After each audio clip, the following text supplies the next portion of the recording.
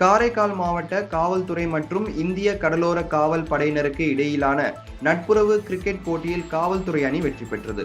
புதுச்சேரி மாநிலம் காரைக்கால் மாவட்ட காவல்துறை மற்றும் காரைக்கால் நிலைய இந்திய கடலோர காவல் படையினருக்கு இடையிலான நட்புறவு கிரிக்கெட் போட்டி மாவட்ட விளையாட்டு மைதானத்தில் நடைபெற்றது.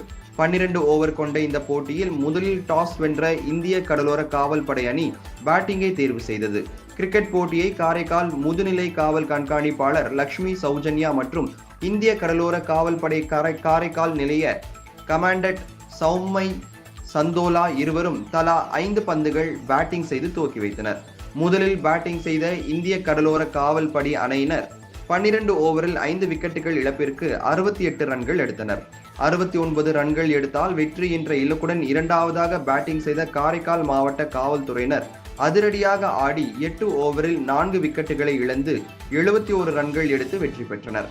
இதனைத் தொடர்ந்து இரு அணிகளுக்கும் இந்திய கடலோர காவல் படை காரைக்கால் நிலைய கமாண்டன்ட் சௌமை சந்தோலா மற்றும் தெற்கு மண்டல காவல் கண்காணிப்பாளர் சுப்பிரமணியன் ஆகியோர் பரிசுகளை வழங்கினர். போட்டியில் சிறப்பாக விளையாடிய காவலர் மணிகண்டனுக்கு ஆட்டநாயகன் பரிசு வழங்கப்பட்டது.